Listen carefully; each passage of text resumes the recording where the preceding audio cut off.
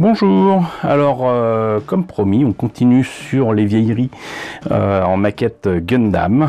Aujourd'hui le Aigog, donc un mecha de Gundam 0080 qu'on voit au tout début de la série de Heavy. C'est un mobile suit marin de Zeon.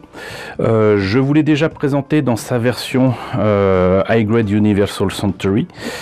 C'était au tout début de la chaîne, mais je vous mets les liens bien volontiers pour que vous voyez ça, comme ça vous en saurez plus sur le modèle récent. Mais là ce que je vous propose de découvrir, c'est un modèle qui date quand même de 1989. Ça veut dire que en fait il a 32 ans et comme pour tous les autres kits que je vous ai déjà présentés, hein, que ce soit le Camphor, le Alex ou quoi, on pourra observer quand même que la boîte envoie du lourd, littéralement. Regardez-moi ça, c'est magnifique, c'est dynamique, on a l'impression d'être au cœur de l'action. Voilà, pourtant c'est une peinture, hein, mais c'est tellement beau. Et on doit encore cette fois cette illustration à Yuji Kaida. Voilà, gloire lui soit rendue. C'est juste absolument magnifique. On n'a qu'une envie, c'est d'acheter la maquette, rien que pour cette illustration. Et je pense que de toute façon c'était le but le but avoué de ce genre de travail artistique incroyable. Donc 1989 pour ce kit qui était vendu à l'époque 700 yens, donc ça vous fait à peu près dans les 5 euros. Là on a des images qui présentent donc le MS dans sa position, on va dire, marine. Hein. Là, il est en train de nager entre deux eaux. Une fois qu'il est déployé, voilà, il peut déployer ses grands bras griffus. Et on observe qu'il a aussi de très, très larges épaules. Et on a encore une fois des images ici, de l'autre côté de la boîte. Voilà, avec une petite vue arrière, et là donc qu'il a des pièces pour couvrir ses bras, qui cachent en fait des missiles. Et là c'est le modèle monté mais pas peint, monté tel quel, puisque c'était une nouveauté à l'époque, monté tel quel les maquettes de Gundam, c'était tout nouveau. Voilà, donc c'était le 4e kit de l'époque de cette gamme. C'est beau, mais j'aimerais bien quand même voir ce que ça donne à l'intérieur.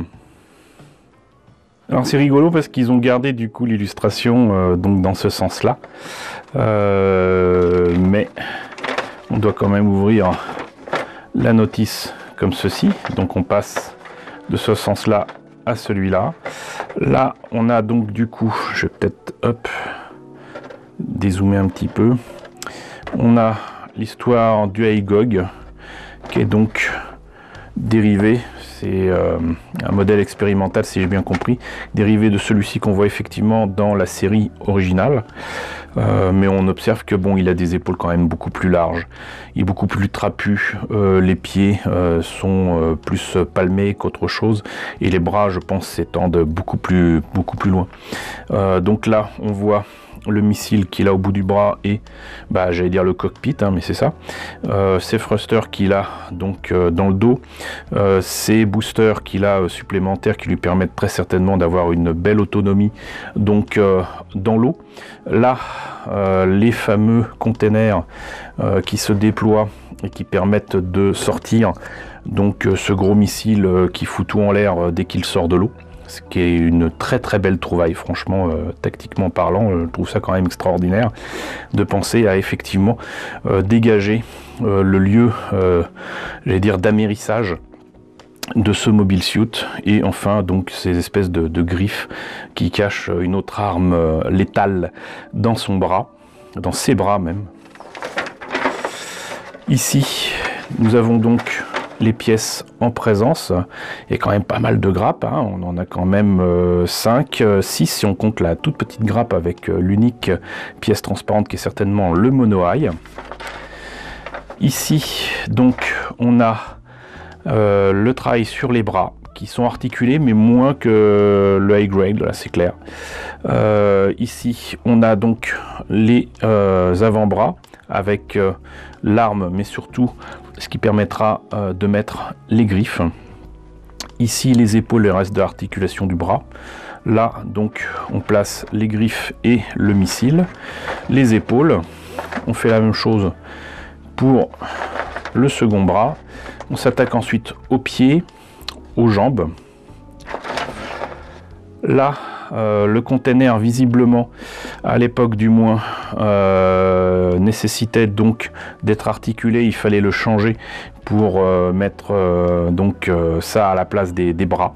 Je ne sais plus ce qu'il en est exactement du high grade, mais il me semble que on peut mettre le container sur les bras. Mais j'avoue que là, la mémoire me fait un peu défaut, parce que je l'ai monté il y a quand même facilement 6 ans. La articulation avec polycap et tout du buste avec les tuyères qui se mettent à l'arrière, les boosters à l'arrière, on réunit le tout, bien évidemment on fait le détaillage du bassin, que je ne me rappelle pas avoir monté, vu monter là, mais pourquoi pas. Et là, ils indiquent qu'il faut mettre des autocollants, j'imagine, sur les containers. Et voilà ce que ça donne. Pour les pièces, ma foi, c'est joli. Effectivement, c'est le bon bleu, une espèce de bleu-vert, très très beau. Mais là, on a quelques pièces donc de polycap. Alors, c'est marrant parce que du coup, c'est vraiment une grappe de polycap faite pour cette maquette-là, puisque là, vous avez ce qui permet de tenir le gros missile, jouer le rôle de canon j'imagine aussi, et de quoi tenir les griffes donc du Agog. Donc vraiment c'est limité à ce kit là. Ici nous avons donc les autocollants, il n'y en a pas énormément et tant mieux. Là donc une grappe donc bleu vert marin, avec bon, il y a des détails, mais c'est pas vraiment ça, hein. Franchement là à ce niveau là le high grade est nettement nettement supérieur, mais ça c'est évident, mais ça reste quand même une très belle maquette. Là les missiles et les griffes. Là donc le mono-eye toujours en couleur transparente, mais quand même fluo, c'est fluo. Ici tout aussi fluo, ce orange qui à l'œil en tout cas pète vraiment, à l'écran un peu moins. Mais là vous voyez que donc ça c'est un petit défaut quand même de ces kits de l'époque. Des fois il y a des trucs bien avec les tuyères à part. Et puis là vous avez ce machin là, c'est en 2 parties, c'est cool, mais les tuyères ici sont en 2 parties, il faut poncer. Et là enfin la dernière grappe pour les jambes, les épaules et les pieds. Voilà. Donc ma foi, une maquette qui très clairement date, hein, mais qui reste quand même très très belle. Et puis si on met ça dans le contexte, c'est quand même un bien beau kit. Cependant, bien évidemment, si vous deviez obtenir un Agog, moi je vous conseille fortement de prendre la version high grade, mais vous n'aurez pas la jolie illustration de Yuji Kaida. Donc voilà, bah écoutez, c'était la présentation du Agog au 144, donc le kit de 1989. J'espère que la présentation de ce kit vintage vous a intéressé. N'hésitez pas à me dire ce qu'il en est dans la section commentaires, n'hésitez pas à liker, c'est très important, n'hésitez pas à partager, n'hésitez pas à vous abonner si ce n'est pas déjà le cas. Coucou aux nombreux abonnés qui nous ont rejoints ces derniers temps, bienvenue ici, coucou aux grands anciens qui me suivent depuis plus de 5 ans, merci à tous de votre fidélité, merci à tous de votre soutien sur Tipeee et sur Paypal, surtout prenez soin de vous, surtout en ce moment. Je vous laisse avec la liste des contributeurs de la chaîne et je vous dis à très bientôt pour la présentation d'autres kits de Gundam 0080.